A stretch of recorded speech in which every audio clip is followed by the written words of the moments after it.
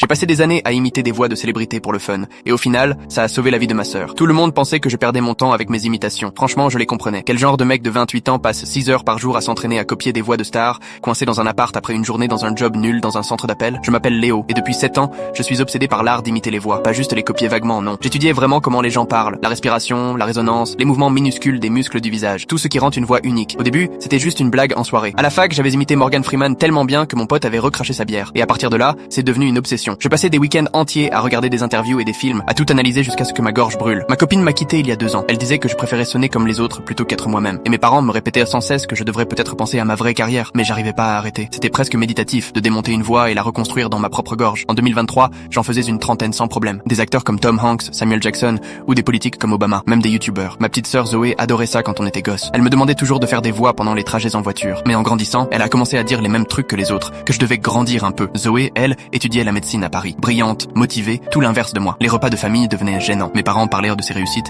puis se tournaient un vers moi avec un sourire forcé, genre « Et toi, tu fais quoi de beau avec tes imitations ?» La dernière fois que je l'ai vue, c'était à Noël. On s'était disputé. Elle m'avait dit que je me cachais derrière les voix des autres parce que j'avais peur de découvrir qui j'étais vraiment. Je m'étais braqué, et depuis, on se parlait à peine. Juste quelques textos, parfois un appel. Un mercredi soir de juin, j'ai reçu un appel de ma mère. Dès que j'ai entendu sa voix, j'ai su qu'il s'était passé quelque chose de grave. Elle m'a dit que Zoé avait disparu, enlevée devant son dortoir, vers 20h. Sa voiture était là, son téléphone aussi, mais pas elle. Les heures suivantes ont été un cauchemar. Les flics, les appels, les allers-retours avec mes parents. Ils disaient que les 24 premières heures étaient cruciales. Zoé n'avait pas d'ennemis. C'était une fille gentille, concentrée sur ses études et son bénévolat. Quand les flics m'ont demandé la dernière fois qu'on s'était parlé, j'ai dû avouer que ça faisait 3 semaines. J'ai eu un poids dans la poitrine. J'aurais jamais dû la laisser partir fâchée. Vers minuit, mes parents sont arrivés à Paris. On a passé la nuit dans un hôtel, sans fermer l'œil, juste à attendre des nouvelles. L'appel de rançon est arrivé 36 heures plus tard. La voix demandait 200 000 € en crypto, en disant que si on contactait la police, Zoé mourrait. Les flics ont dit que la voix était modifiée électroniquement. Impossible de deviner l'âge ou le genre. Mais il y avait un truc, un rythme, une façon de parler, familière. Je n'arrêtais pas d'y penser. J'ai demandé à réécouter l'enregistrement 3 fois. Et au bout d'un moment, j'ai commencé à remarquer des détails. Une petite hésitation sur certaines consonnes. Une sorte de sifflement sur les S. Un ton particulier. À la 4e écoute, j'ai compris. J'ai eu un frisson. J'ai même lâché un putain sans m'en rendre compte. Le flic m'a demandé si ça allait. J'ai dit que je voulais réécouter encore une fois. Et là, c'était évident. Sous la distorsion, c'était une imitation. Quelqu'un faisait la voix de Gérard Depardieu. Je le savais, parce que j'avais passé 3 mois à bosser cette voix-là, jusqu'à la perfection. Le ravisseur n'utilisait pas vraiment un modificateur vocal. Il imitait, comme moi. Et ce que j'ai fait après ça a tout changé.